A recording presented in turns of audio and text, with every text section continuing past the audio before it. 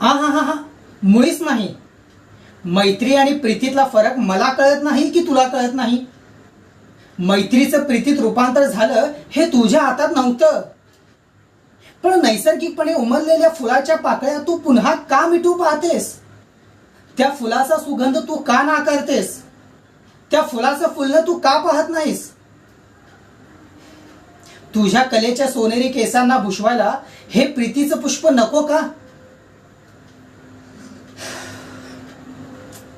प्रिया, तुला आठवतं कॉलेजच्या स्नेह संमेलनात आपण रुक्मिणी स्वयंवर केलं होतं. तू रुक्मिणी आणि मी कृष्ण. तू मला विंग मध्ये अगदी जवळ येऊन उभं राहायला सांगायचीस आणि रंगमंचावरून माझ्याकडे हसून पाहून लाजून चूर होऊन तिकडे म्हणायचीस, दादा ते आले ना.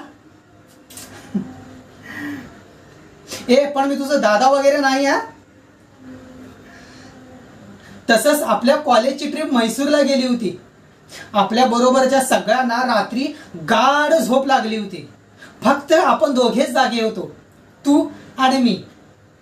न ठरवता आपोआप आपण दोघं आगगाडीच्या दारात उभं राहून बाहेरची शोभा पाहत राहिलो.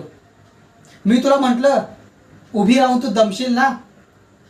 इतक्यात अचानक गाडीला रूळ बदलल्याचा धक्का बसला आणि तू माझ्या अंगावर कलनलीस. मी तुला सावरलं, पण तू तशीच किती वेळ राहिलीस. असंच अनंत काळ राहावंसं वाटत होतं.